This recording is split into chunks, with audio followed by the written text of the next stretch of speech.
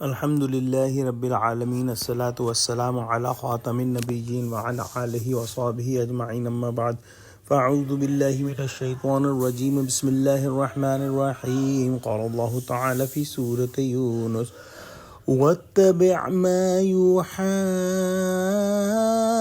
الیک واصبر حتی یحکم اللہ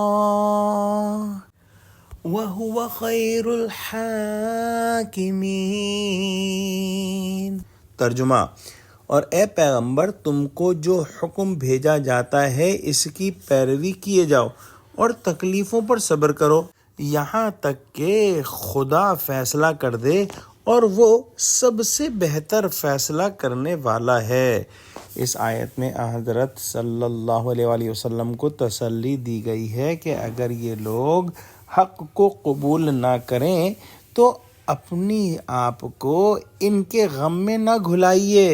آپ صلی اللہ علیہ وسلم خدا کے احکام کی پیروی کرتے رہیے اور تبلیغ وغیرہ کے کام میں لگے رہیے، اور جو شدائد اس راستے میں پہنچے ان پر صبر کیجیے۔ مخالفین کی ایذا رسانیوں کا تحمل کرتے رہنا چاہیے یہاں تک کہ خدا آپ کے اور ان کے درمیان بہترین فیصلہ فرما دے، یعنی حسب وعدہ آپ کو منصور و غالب کرے یا جہاد کا حکم بھیجے۔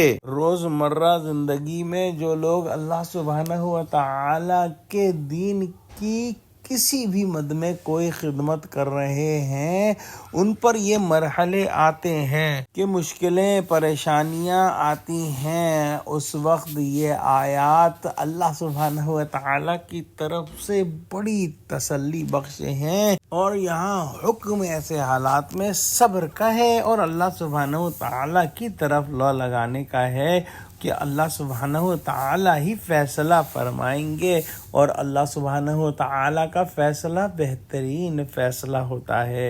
الحمدللہ رب العالمین۔ آج اللہ سبحانہ و تعالیٰ کے فضل و کرم سے ہم نے سورہ یونس ختم کر لی۔ ہم انشاءاللہ کل سے سورہ ہود شروع کریں گے۔ دعا کرتے ہیں کہ اللہ سبحانہ و تعالی ہماری اس کوشش کو قبول اور مقبول فرمائے اور ہمارے لیے اس سفر کو آسان بنا دے، آمین۔ وآخر دعوانا الحمدللہ رب العالمین، والسلام علیکم ورحمۃ اللہ وبرکاتہ۔